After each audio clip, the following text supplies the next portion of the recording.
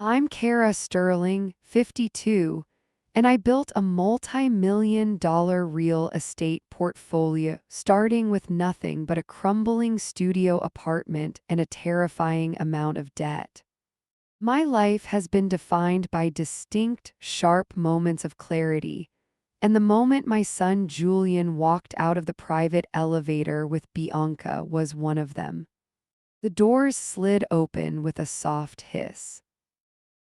Julian stepped out first, grinning that wide, open-hearted grin that has always terrified me because it reveals exactly how trusting he is. Then came Bianca. She was stunning in a way that felt curated by an algorithm. Her hair was a cascade of expensive blonde waves, and her dress was cut just high enough to be provocative but low enough to pass for elegant. But I didn't look at her dress. I looked at her eyes. Most people, when they walk into my penthouse for the first time, look at the view of the city skyline. They gasp at the sunset hitting the skyscrapers. Bianca didn't look at the view. Her eyes darted instantly to the chandelier hanging above the foyer. I saw her pupils dilate. She wasn't admiring the crystal, she was calculating its auction value. Then her gaze swept to the marble floors, then to the art on the walls. She was scanning my home like it was a catalog. I felt a cold knot tighten in the pit of my stomach. Julian pulled her forward, his hand resting possessively on the small of her back. "Mom," he said, his voice thick with infatuation. "This is Bianca, finally." I forced a smile onto my face, the same smile I use when a contractor tries to overcharge me for drywall. "Bianca," I said, extending a hand. "Julian has told me so much." She took my hand. Her skin was soft, uncalloused. These were hands that had never scrubbed a floor or stripped paint in a rental unit at 3 in the morning.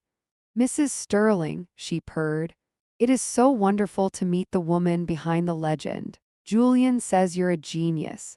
Her grip was firm, but her eyes were already moving past me, looking toward the living room where my collection of antique vases sat. "Please call me Kara," I lied. "Come in, let's have a drink." I led them into the main living area. My heels clicked sharply against the stone, a rhythm of war drums only I could hear. I poured Julian a scotch and offered Bianca a glass of white wine. She took the crystal glass and held it up to the light for a fraction of a second, checking the clarity, checking the brand etching on the bottom. I saw it. "I see everything." "This place is incredible," she said, taking a sip.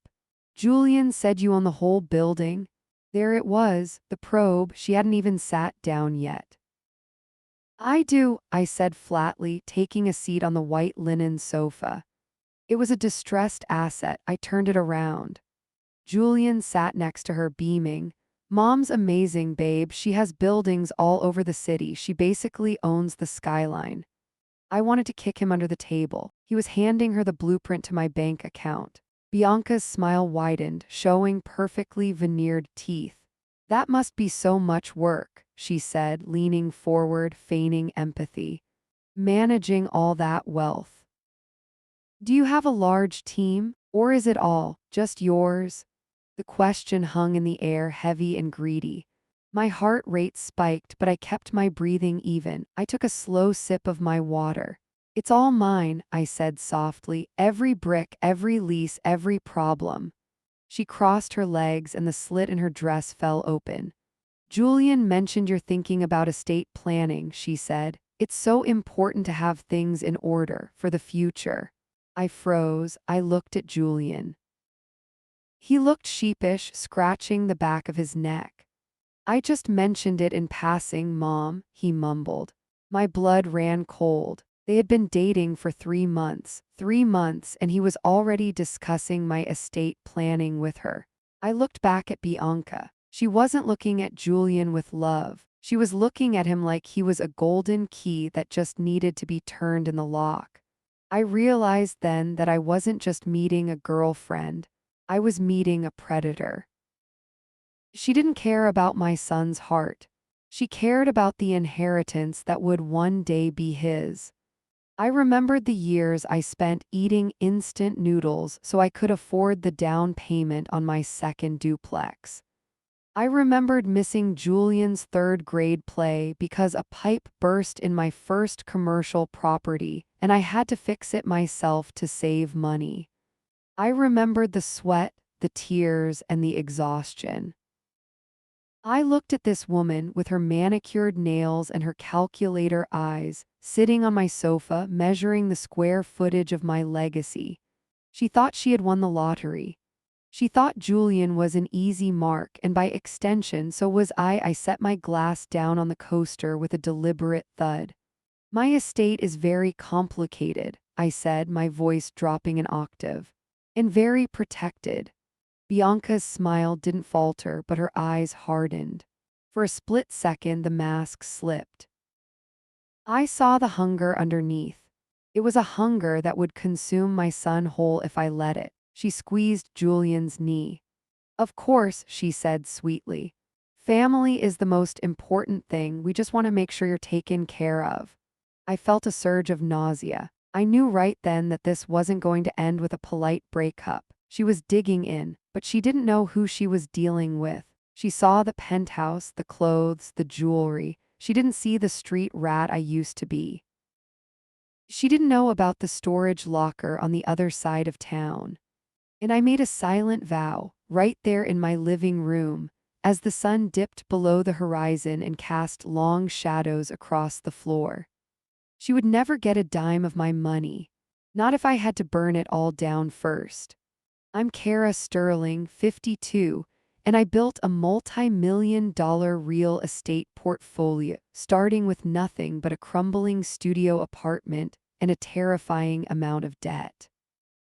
The wedding cost more than the first 3 houses I ever bought combined. I stood in the back of the cathedral, watching Julian wait at the altar. He looked handsome, hopeful, and painfully naive. When the doors opened, Bianca appeared.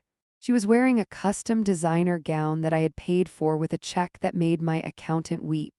The train was 10 feet long, dragging across the floor like a conqueror's banner. As she walked down the aisle, she didn't look at Julian with tears in her eyes.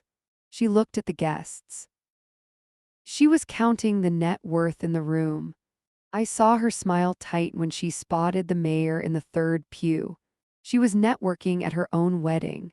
I felt a wave of nausea roll through me, but I swallowed it down with a sip of lukewarm water. I told myself I was being paranoid.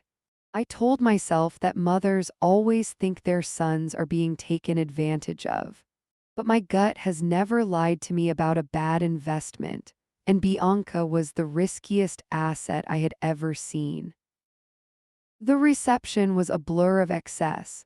5-tier cake, imported orchids that cost $50 a stem, an ice sculpture of a swan that began to melt and drip onto the parquet floor, a weeping monument to wasted money. I sat at the parents' table, my feet throbbing in my heels. Bianca came over to me during the salad course. She didn't thank me.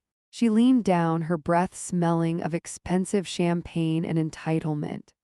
"Kara," she said, her voice dropping so the others couldn't hear.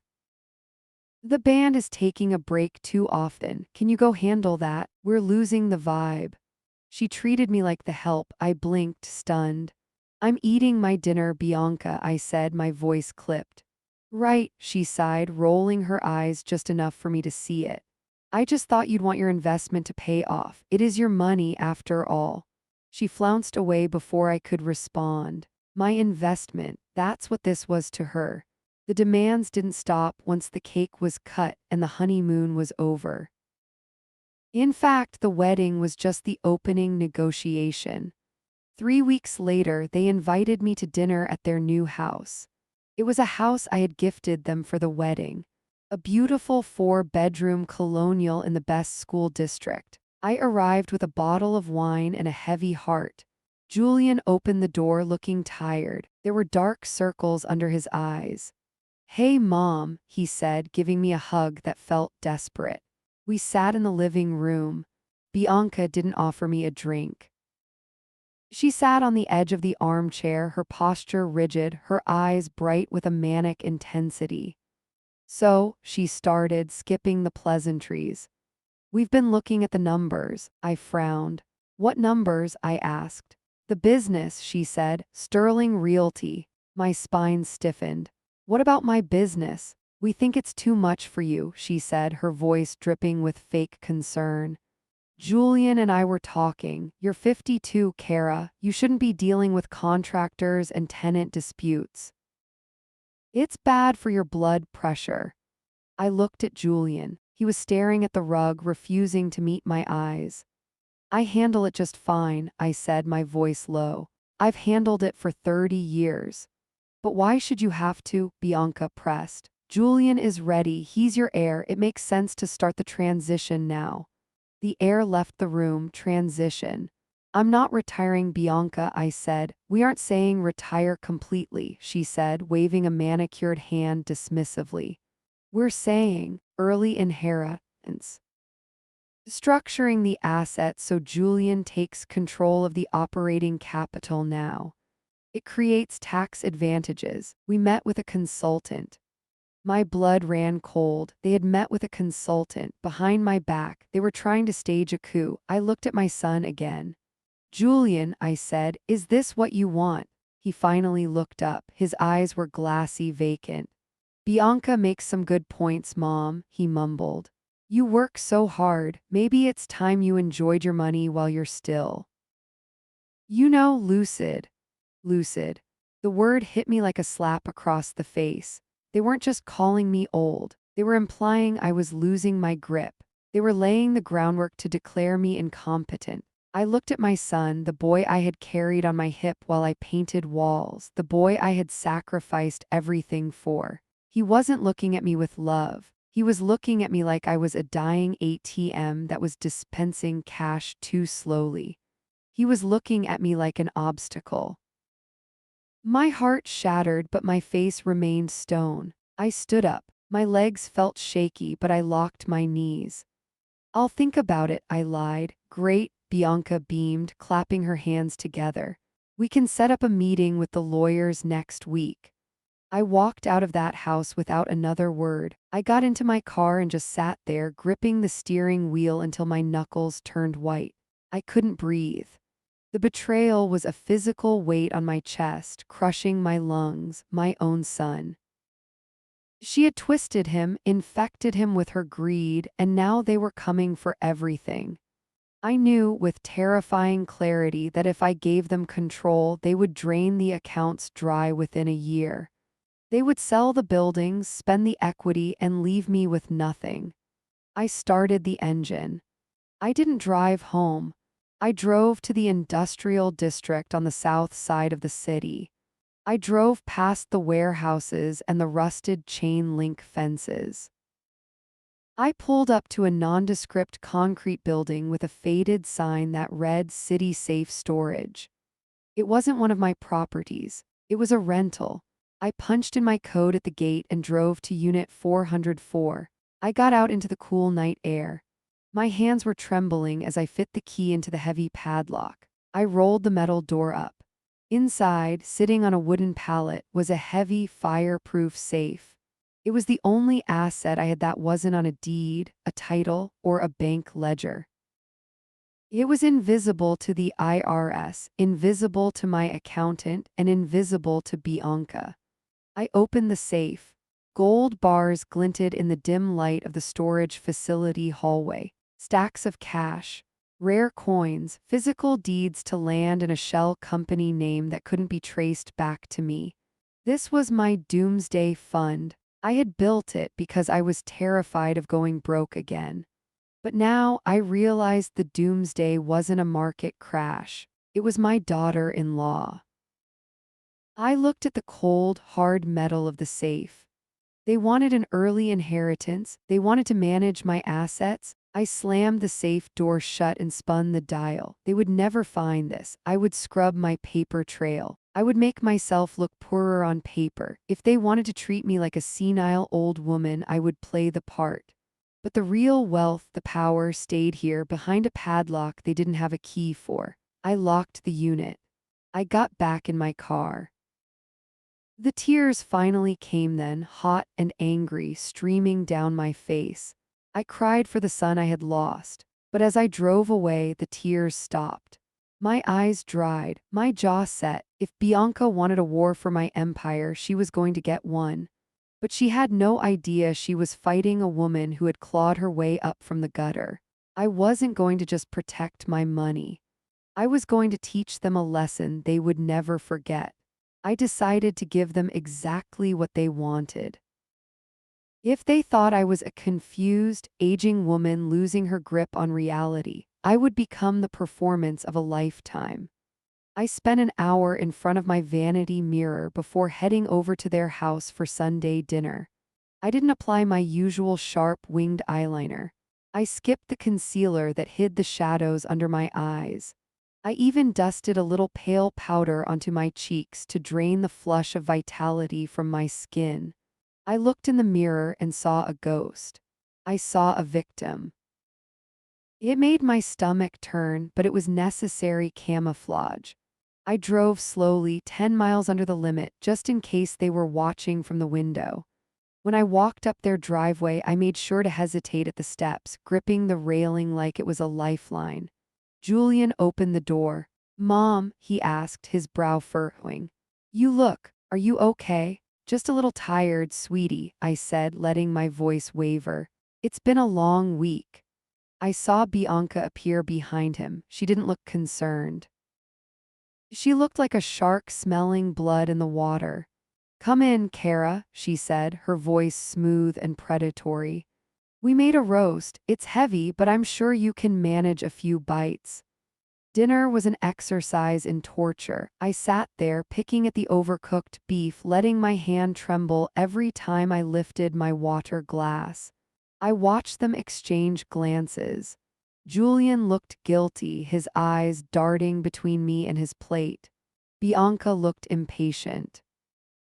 She kept checking her phone, then looking at me as if calculating how many months I had left.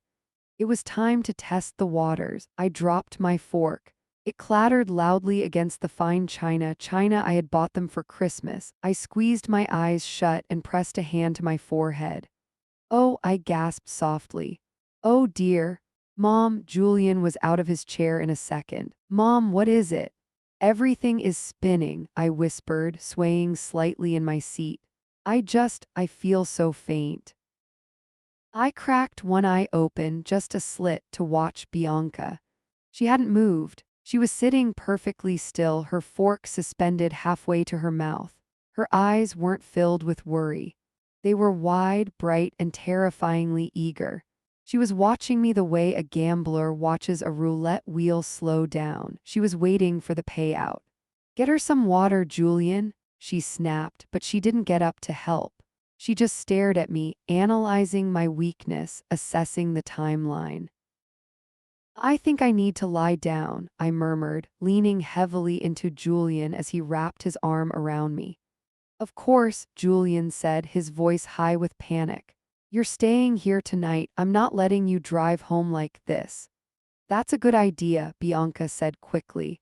"We can set up the guest room. She shouldn't be alone." I knew exactly why she wanted me to stay. She didn't want to care for me. She wanted access. Julian helped me up the stairs, treating me like I was made of spun glass. I played the part, leaning my full weight on him, making him feel the burden of my frailty. He tucked me into the guest bed, looking like a scared little boy. "I'll call the doctor in the morning," he promised. "Just let me sleep," I whispered. "I just need sleep." He turned off the light and closed the door. I lay in the dark, my heart hammering against my ribs. My adrenaline was spiking, sharpening my senses. I wasn't tired. I was wide awake and ready for war. I waited. 1 hour. 2 hours. The house settled into silence. I heard the master bedroom door click shut down the hall. I heard the murmur of their voices, then silence. I threw off the covers. I moved silently, my bare feet making no sound on the plush carpet. I cracked the guest room door open. The hallway was dark, but a faint light was spilling out from the downstairs study. My study. Or rather, the study in the house I paid for, where I had left my purse and my keys earlier that evening. I crept to the landing. I peered over the banister. A shadow moved across the slice of light on the floorboards. I went down the stairs, hugging the wall, stepping on the edges of the steps where they were less likely to creak. My heart was in my throat. I reached the bottom and moved toward the study door, which was left slightly ajar. I peered through the crack. Bianca was there. She was wearing a silk robe, standing over the mahogany desk. She wasn't calling a doctor. She had my purse open. She was rifling through my wallet. I watched, holding my breath, as she pulled out my credit cards, photographing the front and back of each one with her phone. Then she put them back, her fingers trembling not with fear but with excitement. She opened the desk drawer. She began shifting through the papers Julian kept there. "Come on," she hissed under her breath. "Where is it?" She was looking for information. She was looking for account numbers, routing numbers, anything that could give her a foothold into my finances. She picked up a file labeled estate planning that Julian must have left out. She flipped it open, her eyes scanning the pages frantically. I saw a smile curl on her lips, a cold, cruel smile that transformed her beautiful face into something monstrous. She thought she had won. She thought I was upstairs, withering away while she counted the spoils. I felt a cold shiver slide down my spine, sharper than any winter wind. My son was sleeping in the same bed as a predator. He was sharing his life with a woman who wanted me buried so she could spend the money I had bled to earn. I wanted to burst into the room. I wanted to scream at her, to throw her out of the house I had bought, but I stopped myself. If I confronted her now, she would spin it. She would tell Julian I was confused, paranoid, hallucinating from my condition.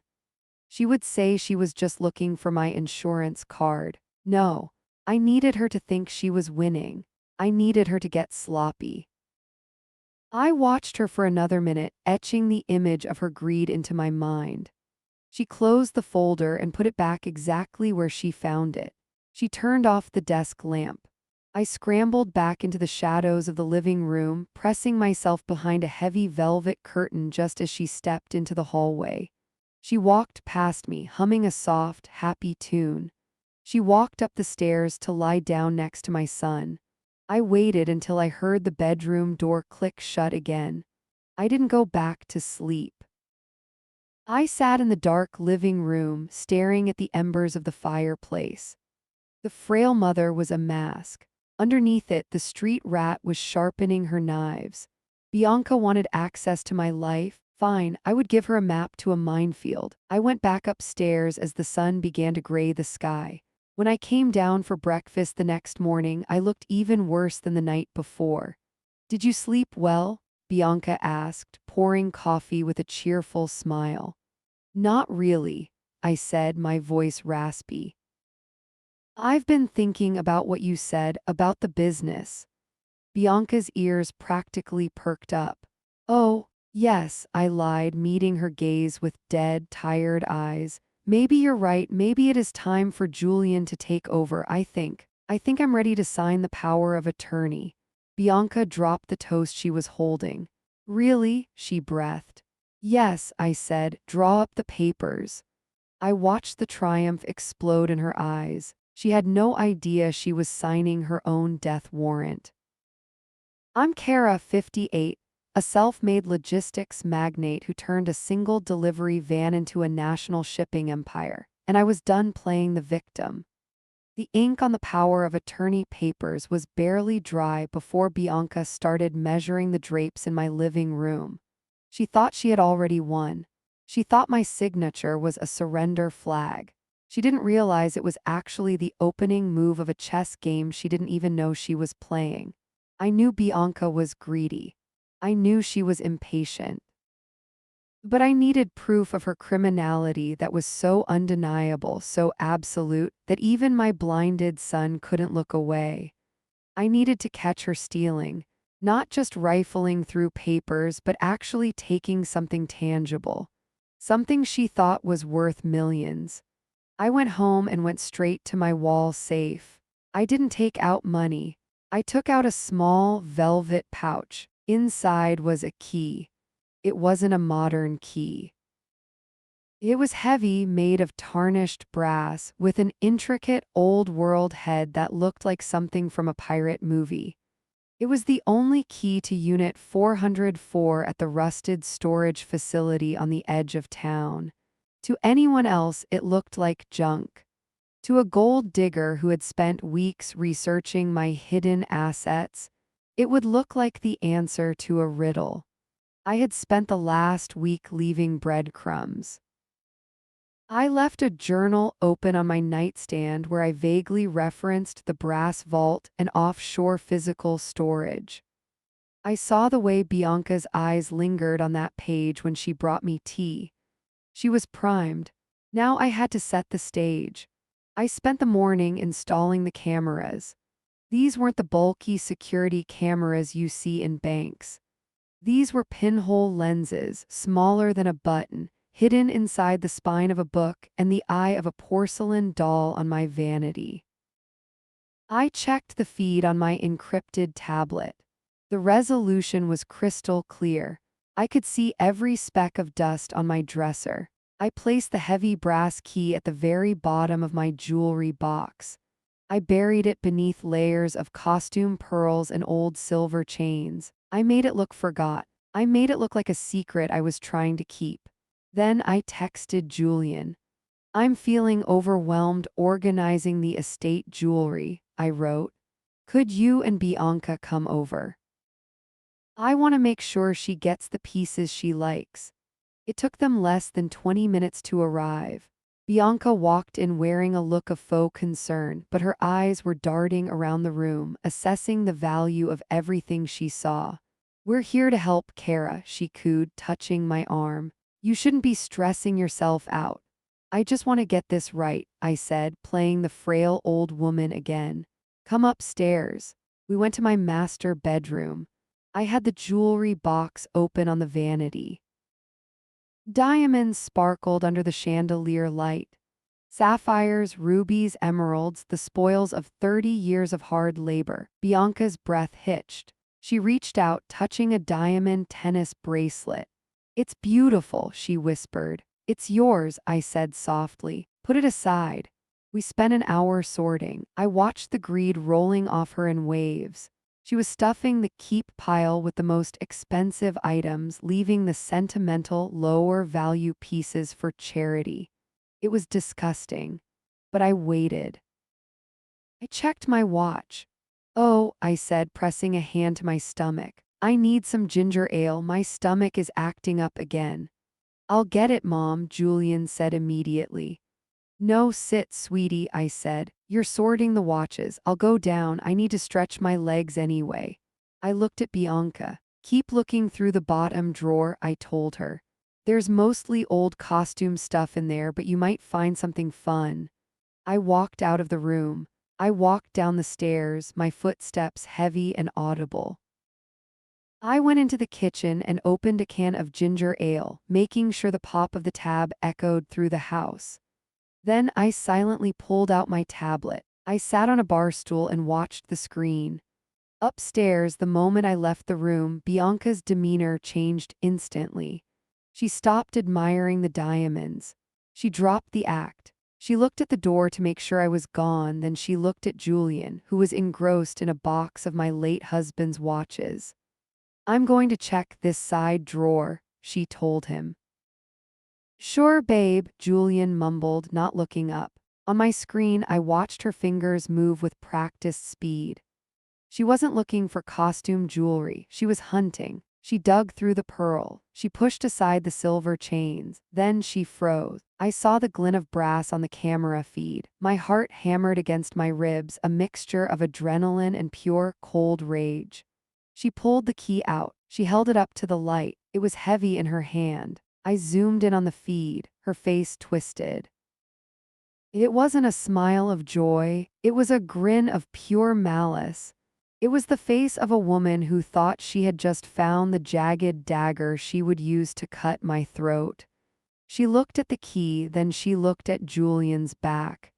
She slipped the key into her bra. She didn't ask about it. She didn't show it to Julian. She stole it. I watched her pat her chest, securing the stolen goods. She turned back to the jewelry box, feigning interest in a plastic brooch, her face composing itself back into the mask of the dutiful daughter-in-law. I took a sip of my ginger ale. It tasted sweet. She had taken the bait. She thought that key opened a chest of gold bars or a hidden cache of cash. She had no idea she had just pocketed the key to a storage unit filled with nothing but dust and a single, terrifying surprise I had prepared just for her. But more importantly, I had her on video. I had a high-definition recording of her stealing from my home while my son sat 3 feet away.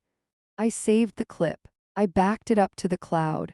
I sent a copy to my lawyer's secure server. I walked back upstairs, sipping my drink, my face a mask of exhaustion. "Did you find anything interesting?" I asked, looking her dead in the eye. Bianca smiled at me, patting the front of her blouse. "Just some old trinkets," she said. "Nothing of value." "You'd be surprised," I said, holding her gaze a second too long. "Some of the ugliest things are worth the most." I saw a flicker of doubt in her eyes, but she shoved it down.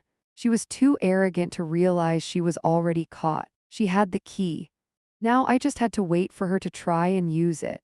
I'm Kara, 58, a self-made logistics magnate who built a dynasty from the ground up, but nothing prepared me for the pain of being dismantled by my own son. The days following the theft of the brass key were a blur of calculated cruelty. Bianca had the key to what she thought was my fortune tucked inside her bra, but she couldn't leave to find the storage unit yet. She needed to neutralize me first. She needed to make sure that when she disappeared for a few hours to loot my hidden vault, no one would question her motives. She began a psychological siege that was terrifying in its efficiency. It started with small things. She would move my glasses while I was in the bathroom. She would hide my phone charger. She would turn the stove on after I had gone to bed, then claim she found it burning in the morning. "Kara, you left the gas on again," she would say, her voice dripping with fake concern while Julian watched, his brow furrowing. I didn't use the stove, I would insist, feeling the blood rush to my face. "Okay, Mom," Julian would say, his tone patronizing. "Just be careful, okay?" I saw the doubt taking root in his eyes. It was a weed, and Bianca was watering it every single day. But the breaking point came 3 nights after she stole the key. I had come downstairs to get a glass of water. It was past midnight. I saw light spilling from the cracks of the study door. I heard voices. My instincts, honed by 30 years of boardroom warfare, told me to stop. I didn't walk in. I took off my slippers. I stood in the dark hallway, pressing my back against the cold wainscoting, and I listened. "I'm just worried, Julian," Bianca's voice floated out, smooth and venomous. "She's not just forgetful, it's paranoia. I think she's hiding assets." My heart hammered against my ribs so hard I thought they would hear it. "Hiding assets?" Julian sounded exhausted. "Bianca, she's already given us power of attorney. She's signing the business over." "That's just the surface," Bianca insisted. "I've seen the way she looks at me. She thinks I'm stealing from you. She's projecting, Julian. People with dementia do that. They hide money because they don't trust anyone. What if she's burying cash? What if she's throwing away your inheritance because she's lost her mind?" I waited. I held my breath until my lungs burned. I waited for my son to defend me. I waited for him to tell her that I was the sharpest woman he knew. I waited for him to say that I had built an empire with my bare hands and that my mind was a steel trap. "I don't know," Julian sighed. The sound of his resignation shattered me. "She has been acting weird," he continued, his voice betraying me with every syllable. "The stove thing. And she forgot where she put her phone yesterday. Maybe you're right. Maybe we need to look into full guardianship. The floor seemed to drop out from under me. Full guardianship. He wasn't just talking about the business anymore. He was talking about taking away my freedom. He was talking about putting me in a home. Bianca hummed, a sound of victorious sympathy. I just want to protect you, baby, she cooed. We have to secure our future. If she's hiding money in some storage locker or offshore account, we need to find it before she forgets where it is forever, for her own good. I clamped a hand over my mouth to stifle a sob. She was using the hidden money narrative, the very trap I had set to prove I was crazy. She was twisting my own game against me. I felt a physical weight pressing down on my chest, a crushing pressure that made it hard to breathe.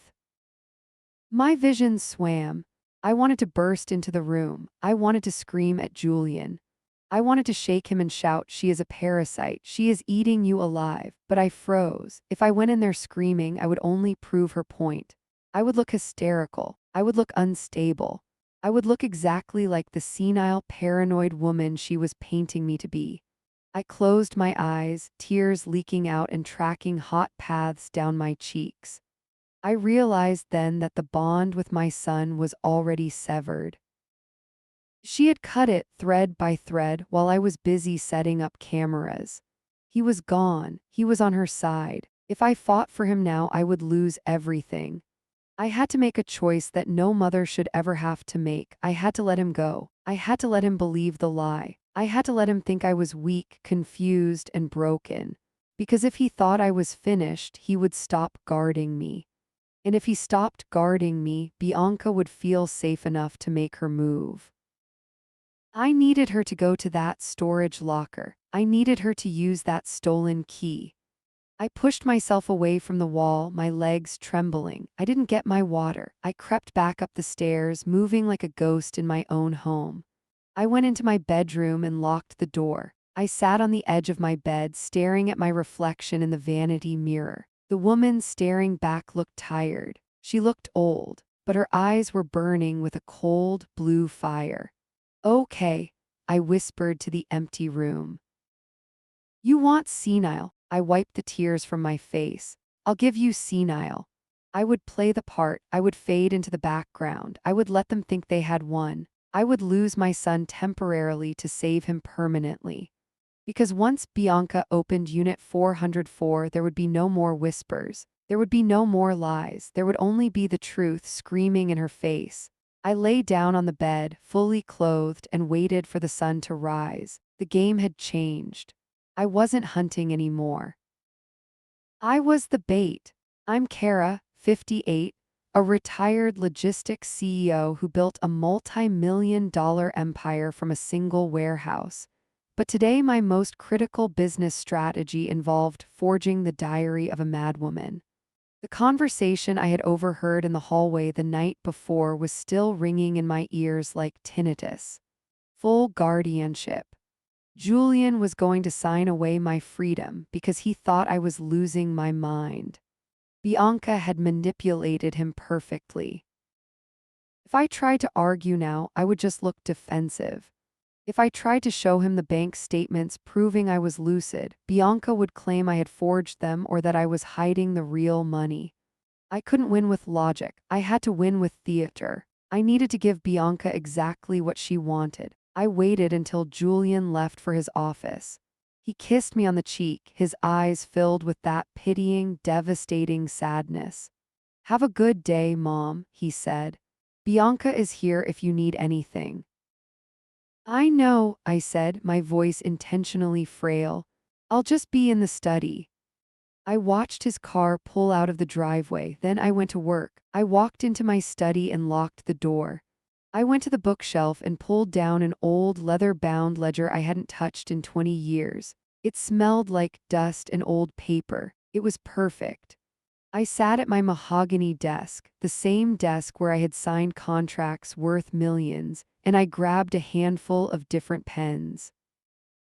I needed this to look chaotic. I needed it to look like the ravings of a woman who didn't trust the banking system. I opened the book to the middle pages. I started writing. My handwriting, usually sharp and angular, I forced into a jagged scrawl. October 4th, I wrote, "They are watching the accounts. Julian asks too many questions. I withdrew another 50,000 today. It's safer in the dark." I switched pens. I flipped a few pages forward. November 12th. The stash is growing. I don't trust the new teller at Chase. She looked at me too long. I moved the gold to the secondary location. My hand cramped, but I kept writing. I was weaving a narrative of paranoia that mirrored exactly what Bianca had been whispering in Julian's ear. I was validating her lies. I felt a sick churn in my stomach as I wrote the words that painted me as senile, but I swallowed the bile. I turned to the most recent page. This was the hook. I pressed the pen down hard, indenting the paper. "I can't keep it in the house anymore," I scrawled. "Bianca has eyes like a hawk. She's sniffing around." I moved the bulk of the cash to the unit. "It's safe there." I underlined the next part 3 times. Locker 402. Ironclad self-storage on 5th Street. Code 8812. I stared at the numbers. They were fake, of course. Well, the facility was real. I owned the building through a shell company, though neither Julian nor Bianca knew that. But locker 402 didn't contain cash. It didn't contain gold. It contained the endgame. I closed the book. I rubbed the cover against the edge of the desk to scuff it further. Then I prepared the stage. I opened the bottom drawer of the desk, the one that squeaked loudly when pulled. I shoved the journal under a stack of old tax returns, leaving just the corner of the leather binding visible. It had to look hidden but discoverable. I stood up and unlocked the study door. I walked to the kitchen, making sure my footsteps were heavy enough to be heard. Bianca was on the patio, pretending to read a magazine while scrolling on her phone. "I'm going to take a nap, Bianca," I called out, making my voice waver. "Please don't go in the study. I have papers organized on the floor." It was the equivalent of putting a neon sign over the door that said "Treasure here." Bianca looked up, her eyes narrowing instantly. "Okay, Kara," she said, her voice dripping with artificial sweetness. "Rest well, I won't disturb you." I walked up the stairs, gripping the banister. I went into my bedroom. I didn't nap. I sat in my armchair and opened my iPad. I pulled up the feed for the study camera. I didn't have to wait long. 3 minutes. That's how long it took for her to pounce. I saw the study door creak open on the screen. Bianca slipped inside. She didn't look like a concerned daughter-in-law. She looked like a burglar. She moved quickly, scanning the room. She ignored the papers on the floor. She went straight for the desk. She tried the top drawer, locked. She tried the middle drawer, pens and staples. Then she tugged on the bottom drawer. It squeaked. I saw her freeze, looking at the door, checking if the noise had alerted me. When silence followed, she turned back to the drawer. She started rifling through the tax returns. Then she stopped. I leaned closer to the screen, my heart hammering against my ribs. She pulled out the leather ledger. She opened it. I watched her eyes scan the pages. I saw the moment she found the entry about the cash. Her eyes widened. A smile spread across her face that made my blood run cold. It was a smile of pure, unadulterated greed. She flipped the page. She found the code. She found the location. She pulled her phone out of her pocket. Her hands were shaking. She snapped a picture of the page, then another. Then she quickly shoved the ledger back under the tax returns, exactly how I had left it. She closed the drawer. She stood up and smoothed her skirt, checking her reflection in the window glass.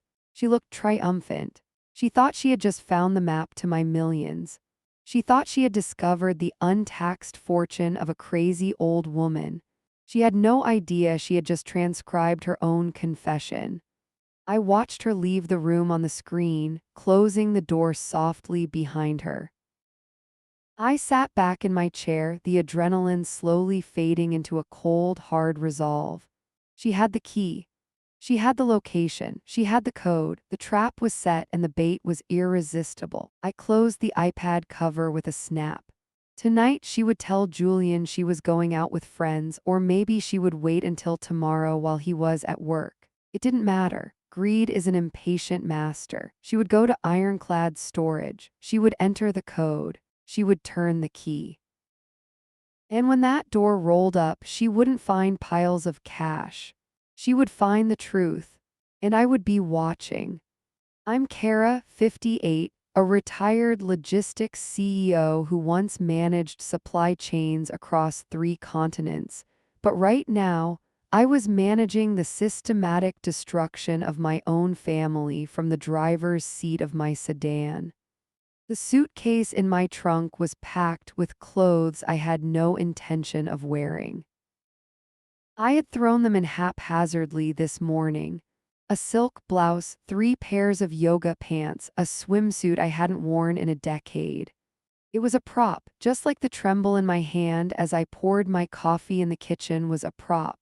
Just like the confusion about what day of the week it was had been a prop. I stood in the foyer, gripping the handle of my luggage until my knuckles turned white. Julian was standing by the door, his posture slumped. He looked exhausted. Living with a declining mother was taking its toll on him, exactly as Bianca intended. "Are you sure about this, Mom?" he asked, reaching out to touch my shoulder. "Maybe I should drive you. It's a 2-hour drive to the retreat." "No," I said, forcing a weak, watery smile. "I need the drive, Julian. I need the quiet. The brochure says the mineral waters work wonders for the fog." I tapped my temple, playing the part of the confused geriatric perfectly. Bianca was leaning against the archway of the living room. She was wearing one of my vintage silk scarves. She had tied it around her neck like a trophy. "Let her go, Julian," Bianca said, her voice soft but her eyes hard as flint. "She needs the rest. We can handle things here. The house will be so quiet for her when she gets back." When she gets back, she didn't think I was coming back. She thought this was the beginning of the end, the first step toward a facility. "I'll be back in a week," I lied. "I just need to clear my head." "Take your time, Kara," Bianca said. I saw the corners of her mouth twitch. She was fighting back a smile. She was calculating. She knew the diary was in the study. She knew the code to the storage locker was written on page 114. She knew I would be gone for 7 days. I walked out the door, letting Julian carry my bag to the car. He hugged me tight. "I love you, Mom," he whispered into my hair. "Please be safe." My heart cracked down the center. I was hurting him to save him, but the guilt tasted like ash in my throat. "I love you too, Julian," I said, my voice steady for the first time that day. "Remember that." I got into the car, I started the engine. I backed out of the long driveway, moving slowly like an old woman afraid of the gas pedal. I looked up at the house one last time. Julian had gone back inside, likely to get his phone for work. But Bianca was there. I saw Bianca standing in the window, her silhouette sharp and predatory against the morning light. She wasn't waving. She was watching her obstacle disappear. She looked like a vulture waiting for the animal to finally stop breathing. I turned the car onto the main road. I drove for 3 miles at 10 miles under the speed limit, just in case she was watching from the balcony with binoculars. Then I hit the highway on ramp. My posture straightened. The tremble in my hands vanished. I gripped the steering wheel with the authority of a woman who had crushed competitors for 3 decades. I didn't go to the spa. I drove 20 minutes north, taking the exit for the industrial district. I pulled into the parking lot of the unsuspecting, intricate Marriott courtyard right off the interstate. It was nondescript. It was boring. It was perfect. I checked in under my maiden name, paying cash. Room 314. I declined the bellhop's help and carried my own bag, moving with a speed that would have shocked my son. I entered the room and threw the deadbolt. I didn't unpack the yoga pants. I unpacked my command center. I set up my laptop on the small, round table near the window. I connected to the hotel's Wi-Fi through a VPN. I navigated to the secure portal for ironclad storage solutions. I typed in my admin credentials. The screen flickered, then populated with a grid of 16 camera feeds. The facility was mine. I had bought it 5 years ago through a holding company as a diversification asset. Julian didn't know. Bianca certainly didn't know. She thought she was breaking into a rented locker. She was actually breaking into my castle. I maximized the feed for Corridor B, Unit 402. The hallway was empty. Concrete floors, corrugated metal doors, fluorescent lights buzzing overhead. It looked cold and unforgiving. I sat in the stiff hotel chair, my eyes glued to the screen. I opened a bottle of water and took a long drink. My pulse was thundering in my ears. The wait was agonizing. Minutes stretched into hours. I watched the shadows on the concrete floor shift as the sun moved across the sky outside. I watched a janitor mop the floor at 2:00 p.m.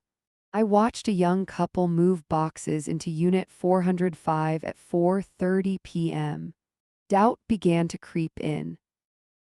What if she doesn't come? What if she waits until the weekend? What if she sends someone else? No, Bianca was greedy, but she was also paranoid. She wouldn't trust an accomplice with a stash of untaxed gold bars. She would come herself, and she wouldn't wait. Greed is an itch that demands to be scratched immediately. The sun went down. The camera feeds switched to night vision, turning the world into grainy shades of green and gray. I ate a protein bar for dinner, never looking away from the screen. Then at 8:14 p.m., my phone buzzed on the table. Motion detected, main gate. I clicked over to camera 1. A car was pulling up to the keypad. It wasn't a stranger's car. It was Julian's black Range Rover. My stomach dropped. She had taken his car. She was driving my son's vehicle to rob his mother. The window rolled down. Even in the grainy footage, I recognized the profile.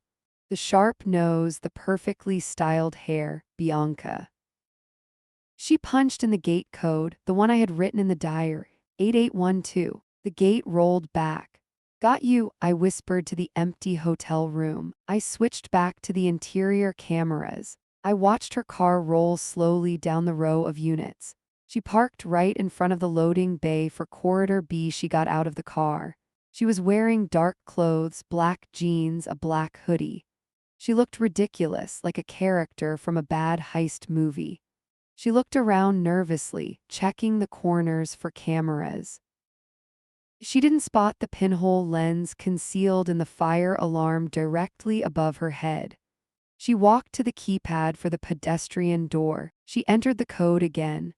The light turned green. She stepped inside. I leaned forward, my nose inches from the laptop screen. She was walking down the hallway now, her footsteps silent on the concrete. She was checking the numbers on the doors. 400, 401. She stopped at 402. She reached into her pocket and pulled out the key she had stolen from my study. She was shaking. I could see the tremor in her hands even through the feed. She jammed the key into the padlock. She twisted it. The lock popped open. She pulled it off the latch and let it drop to the floor with a heavy clang. She grabbed the handle of the roll-up door. This was it. She thought she was about to see stacks of cash. She thought she was about to see gold bars. She heaved the door upward. It rattled loudly in the empty corridor. She stepped back, pulling a flashlight from her pocket to illuminate the treasure. She shone the beam into the darkness of the unit. I watched her body language change instantly. She didn't gasp in delight. She froze, her shoulders stiffened. She took a step forward, confused, sweeping the light back and forth frantically. There was no gold, there was no cash. There was only a single wooden chair in the center of the empty concrete room. And on the chair, facing the door, was a large, framed photograph. I zoomed in on the feed. It was a picture of Bianca. It was a photo taken 2 weeks ago showing her meeting a man at a coffee shop, a man who definitely wasn't my son. And taped to the bottom of the frame was a large white envelope with a single word written on it in thick black marker: eviction. I watched her stagger back, the flashlight slipping from her hand and clattering onto the concrete. She knew.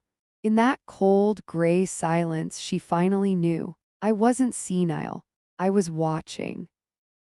And the game was over.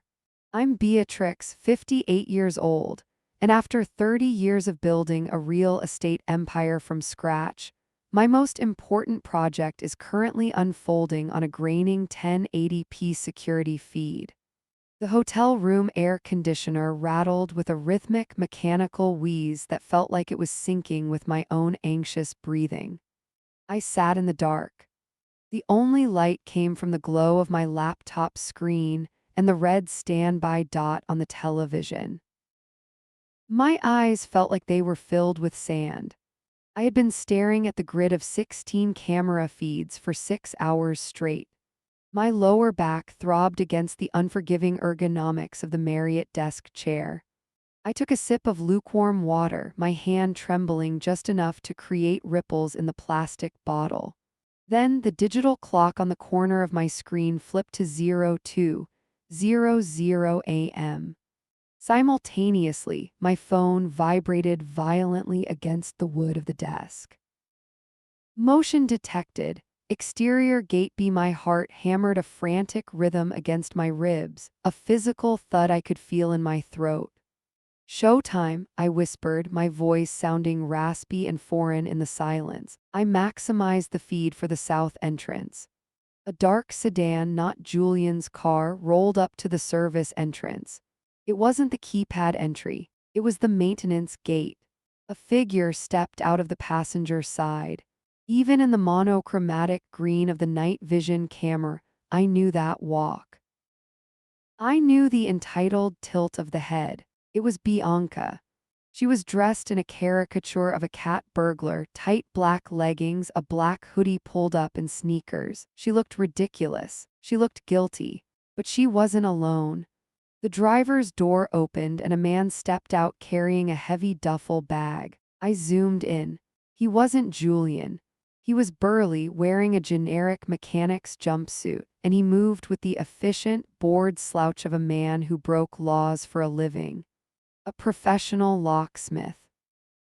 Or perhaps just a professional criminal. Bianca had escalated things. She wasn't just checking a locker, she was committing a felony with an accomplice. I watched as the man approached the heavy padlock on the maintenance gate. He didn't bother with codes. He pulled a pair of massive bolt cutters from the bag. Snap. The sound didn't carry through the feed, but I saw the metal give way instantly. My stomach churned with a mix of nausea and vindication. She was destroying my property to steal from me. Every doubt I had harbored about this plan evaporated in that second. She pushed the gate open and waved the car through. They drove slowly, lights off, creeping toward Building D. I switched camera feeds, my fingers flying across the trackpad. Interior Corridor 4. The hallway was desolate, a long tunnel of corrugated metal doors and concrete. The door at the far end opened. Bianca stepped into the hallway, followed by the locksmith. She was holding a flashlight, the beam cutting through the gloom, dancing frantically over the unit numbers. She was agitated. I could see her gesturing wildly to the man pointing down the hall. She stopped in front of Unit 402. This was it. The trap I had spent 3 months baiting. I had left breadcrumbs in my dementia diary, mentions of a hidden fortune, untaxed gold bars, a retirement fund that Julian didn't know about. I had mentioned the unit number in my sleep, loud enough for the baby monitor to catch. I had played the confused old woman while she played the vulture. Now the vulture was hungry. The locksmith knelt before the roll-up door of Unit 402. He pulled out a drill. My pulse roared in my ears, a deafening ocean of blood rushing to my head. I leaned closer to the screen, my nose inches from the pixels. "Do it," I hissed. "Do it, you greedy witch." The locksmith worked quickly. He drilled out the core of the cylinder lock. Metal shavings sparked briefly in the flashlight beam. He stood up, wiped his hands on his jumpsuit, and nodded to her. He stepped back. He clearly knew his place. The client got the first look. Bianca stepped forward. Her body language was practically vibrating with greed. She reached down and grabbed the handle of the roll-up door. She paused for a split second. In her mind, she was already spending the money. She was buying the vacation home in Cabo. She was filing the divorce papers she had hidden in her lingerie drawer. She heaved the door upward. It rolled up with a smooth, silent glide, thanks to the WD-40 I had applied myself 2 days ago.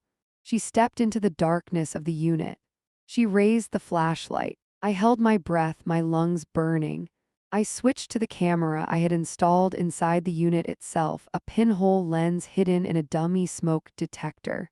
The feed was crystal clear. The beam of her flashlight swept across the space. It was a 10 by 10 unit. It was completely empty of gold. There were no stacks of cash. There were no antique jewelry boxes. There was only a single folding card table in the dead center of the room. On the table sat a laptop, open and powered on, facing the door. And next to the laptop was a large, glossy photo print mounted on foam board. Bianca froze. The flashlight beam shook violently as her hand began to tremble. She walked slowly toward the table, drawn in like a moth to a bug zapper. She illuminated the photo. I watched her face crumble. It wasn't a picture of gold. It was a high-resolution screenshot of her text messages. Specifically, the thread with yoga instructor Mark, detailing exactly how long she would wait until she put the old hag in a home so she could liquidate the estate. She gasped, her hand flying to her mouth. Then she looked at the laptop on the table. The screen was black, save for a single window, a live video feed. She leaned in, squinting. She saw a woman sitting in a dark hotel room wearing a headset looking back at her. She saw me. I pressed the microphone button on my laptop. "Hello, Bianca," I said, my voice steady, cold, and absolute. She screamed. It was a primal, terrified sound that the microphone inside the unit picked up perfectly. She stumbled back, dropping the flashlight. It rolled across the concrete floor, the beam spinning wildly, creating a strobe effect of her terror. "The police are 3 minutes away," I continued, watching her spin around, looking for the source of my voice. "And Julian has just received the email with the video attachment, every text, every photo, and a live stream link to what you're doing right now." She looked up at the ceiling, right at the hidden camera. Her eyes were wide, rimmed with panic, stripped of all their usual arrogance. She realized the locksmith was already running. I could hear his heavy boots pounding down the hallway. She was alone. "Run, Bianca," I whispered. She didn't run. She collapsed to her knees, sobbing into her hands, the flashlight spotlighting her ruin. I watched for a moment longer, then I closed the laptop. I didn't feel happy, but I finally felt safe. I'm Beatrix Vance, 58 years old, and after decades of ruthless negotiations in the commercial property market, the most satisfying deal I have ever closed is the total dismantling of the woman trying to destroy my son. I wasn't in the hotel room anymore. I was exactly where I needed to be, inside the climate-controlled manager's office of the storage facility, less than 100 feet from Unit 402. The room was pitch black, illuminated only by the cold blue glow of the security monitors. But I wasn't alone in the dark. Sitting on a folding chair beside me was Julian. My son. He wasn't the confident architect I had raised him to be. Right now, he was a ghost. His face was pale, his eyes wide and bloodshot, glued to the screen as if witnessing a car crash in slow motion. He hadn't believed me at first. When I told him about the trap, he had accused me of being paranoid, jealous, and controlling. He had defended her. But I didn't argue, I just brought him here to watch the truth unfold in high definition. "She's inside," I whispered, my voice barely disturbing the silence. On the screen, the feed from the pinhole camera inside the unit showed Bianca standing in the center of the room. The locksmith had already bolted, spooked by the silence or perhaps sensing the setup, leaving her alone in the concrete box. She swept her flashlight beam frantically around the space.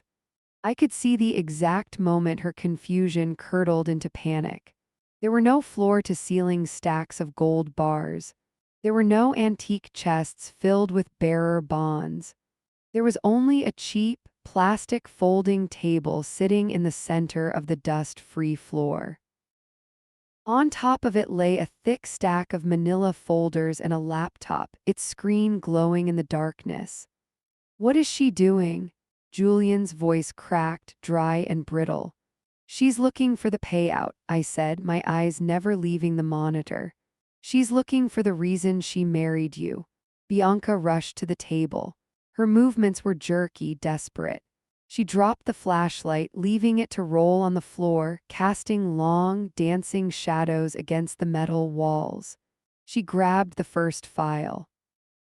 I had spent 6 months and $50,000 on a private investigator to compile that stack. It wasn't just dirt, it was a graveyard. I watched her open the folder. Even on the grainy feed, I saw her posture collapse. It was her booking photo from Arizona 10 years ago, assault and battery. She flipped the page. Her marriage certificate to a 70-year-old oil man in Texas who died of a sudden heart attack 3 months after the wedding. She flipped again. Her bankruptcy filings under the name Vanessa Rourke. She was trembling now, violently. She dropped the file as if it were burning her skin. Then her eyes locked onto the laptop. It was playing a video on a continuous loop, the volume cranked up to maximum so it would echo off the steel walls. I reached forward and turned up the audio in our office so Julian could hear it one last time. It was a recording from a hidden camera I'd placed in her car 3 weeks ago. "He's such a pathetic mama's boy," Bianca's voice sneered from the speakers, tinny and cruel. "Once the old hag kicks the bucket, I'm dumping him in a studio apartment and taking the portfolio. I give it 6 months tops. I can't stand touching him." Beside me, Julian made a sound that tore my heart in two, a ragged, wet gasp of pure agony. He buried his face in his hands. I didn't comfort him. Not yet. He needed to feel the burn of the wound so he could finally let it heal. On the screen, Bianca was screaming at the laptop, slamming her hands over her ears. "Stop it!" she shrieked, her voice echoing in the empty unit. "Stop it!" She looked trapped. She looked small. "It's time," I said, standing up. My knees popped, but I didn't feel the pain. I felt lighter than I had in years. I grabbed my cane mostly for show these days, but it made for a good prop, and nodded to the 2 uniformed officers standing quietly by the door. "Let's go." Julian stood up slowly. He wiped his eyes with the back of his hand, his jaw setting into a hard line I hadn't seen since his father died. We walked out of the office and into the cool night air, crossing the asphalt toward the open maintenance gate. The police officers flanked us, their boots crunching heavily on the gravel.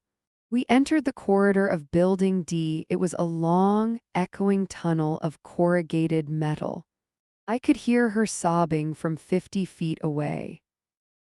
It was a pathetic, wailing sound, the sound of a predator realizing it has become the prey. I walked with a steady, rhythmic cadence, Click, click, click. My cane hit the concrete with purpose. We reached the open door of Unit 402. Bianca was on her knees, the files scattered around her like fallen leaves, the laptop still broadcasting her own venomous voice back at her. She didn't hear us approach over the sound of her own crying. I looked at Julian. He nodded, a single sharp motion.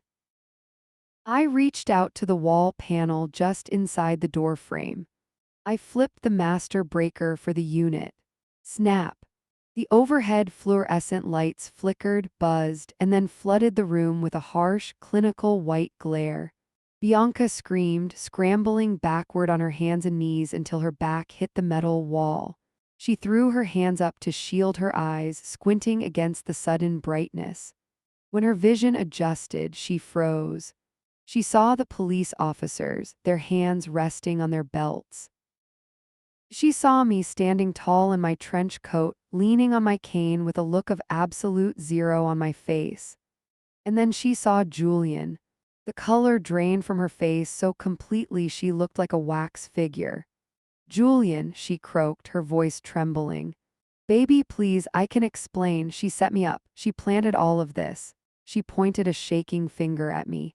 "It's a lie, all of it." Julian stepped past me. He walked into the unit, his shoes crushing the file containing her fake college transcripts. He stopped 3 feet away from her. He didn't yell, he didn't rage. He looked down at her with an expression that was far worse than anger. It was indifference. "I saw the video, Bianca," he said, his voice deadly calm. "And I read the file on your second husband, the one in Nevada." Bianca's mouth opened and closed like a fish on a dock. "That wasn't me," she whispered, tears streaming down her face, ruining her makeup. That was you," Julian interrupted, turning his back on her. "You're trespassing, Bianca, and judging by the drilled lock you're breaking and entering." He looked at the officers. "I'd like to press charges." "No," Bianca shrieked, scrambling to get up, but her legs failed her. "You can't do this to me. I'm your wife." "Not for long," Julian said. He walked back to me, took my arm, and guided me away from the door. "Get her out of my sight," I told the officers. As we turned to leave, the sound of handcuffs ratcheting shut echoed down the hallway. It was the most beautiful sound I had ever heard. I looked up at my son. He looked broken, yes. But for the first time in 3 years, he looked free. "Come on," I said, squeezing his arm. "Let's go get a drink. I think we both need one." "Make it a double," he murmured. Behind us, the wailing continued, but as we walked out into the night air, it faded into the background noise of the city, irrelevant and distant. I had won, and she had lost everything. I'm Beatrix Vance, 58 years old, and tonight I didn't just save my multi-million-dollar estate from a predator. I finally pulled my son from the wreckage of his own marriage. The flashing red and blue lights of the patrol car bounced off the corrugated metal walls of the storage facility, creating a disorienting strobe light effect that made the world feel like it was spinning. I stood perfectly still on the gravel, my hands clasped tightly over the handle of my cane, watching the vehicle accelerate toward the main gate. I could see the silhouette of Bianca's head in the back seat through the wire mesh. She wasn't screaming anymore. She was slumped against the window, a defeated, broken thing, stripped of the arrogance that had terrorized my family for 3 years. I didn't feel a surge of joy. I didn't feel the urge to cheer. I felt a sudden, crushing exhaustion, the kind that settles into your bones only after the danger has truly passed. My heart was still hammering a frantic rhythm against my ribs, a physical reminder that despite my calm exterior, I was a mother who had just gone to war. I turned my head slowly to look at Julian. He was standing 3 feet away from me, his expensive suit jacket hanging loosely off his shoulders, his tie undone. He was staring at the space where the police car had been, his eyes wide and unblinking. The silence that rushed back into the storage yard was heavy, amplified by the distant hum of the city highway. "Julian," I said softly. He didn't answer immediately. He blinked once, slow and heavy, as if waking up from a long, chemically induced. I watched his chest hitch. The adrenaline that had sustained him during the confrontation, the cold, hard anger that had allowed him to press charges was evaporating. In its place was the crash. I saw his knees buckle slightly. I dropped my cane. It clattered loudly on the asphalt, but I didn't care. I stepped forward and wrapped my arms around him just as his legs gave out. He was a grown man, 6 feet tall and broad-shouldered, a successful architect who managed skyscrapers, but in that moment he collapsed into me with the weight of a child. I braced my feet, taking his weight, holding him upright as he buried his face in the crook of my neck. "I didn't know," he choked out, his voice thick and wet. His body began to shake, violent tremors that started in his core and radiated outward. "I really didn't know, Mom. I thought she loved me." I tightened my grip on him, my hand pressing the back of his head, smoothing his hair just like I did when he was 5 years old and woke up from a nightmare. "I know," I whispered into his ear. "I know you didn't see it, that's why I had to look for you." He wept then. It wasn't a quiet cry, it was a deep, guttural releasing of 3 years of gaslighting, manipulation, and isolation. I felt his hot tears soaking through the shoulder of my trench coat. I stood there in the cold night air, holding my son, listening to him mourn the death of the life he thought he had. It was heartbreaking, yes, but it was also the most relieved I had ever felt, because these were honest tears. They weren't the confused, foggy frustrations of a man under a spell. They were the painful, clarifying tears of a man facing the truth. The ghost that had inhabited his eyes for so long, the dull, placid look of a victim, was gone. He was back. We stood there for a long time, the security lights buzzing overhead, until his sobbing subsided into ragged breaths. He pulled back slowly, wiping his face with his sleeve, looking embarrassed and shattered all at once. "I almost lost everything," he murmured, looking at me with red-rimmed eyes. "The firm, the house, she would have taken it all." I reached up and cupped his face, my thumbs brushing away the moisture on his cheeks. "Money is just paper, Julian," I said firmly, my voice leaving no room for argument. "Properties are just brick and mortar. We could have lost all of that and rebuilt it, but I almost lost you." He closed his eyes and leaned his forehead against mine. "Thank you," he breathed. "Thank you for not giving up on me, even when I pushed you away, even when I called you crazy." "I'm your mother," I said simply. "I don't have the luxury of giving up." I stepped back and picked up my cane, the familiar weight of the wood grounding me. "Come on," I said, nodding toward the open door of Unit 402. "Let's close up." We walked back into the unit together. The harsh fluorescent light still flooded the concrete room. It looked stark and barren now. The scattered files on the floor were a chaotic mess of Bianca's past sins, the mugshots, the bankruptcy filings, the transcripts. The laptop on the table had finally gone into sleep mode, silencing her venomous voice.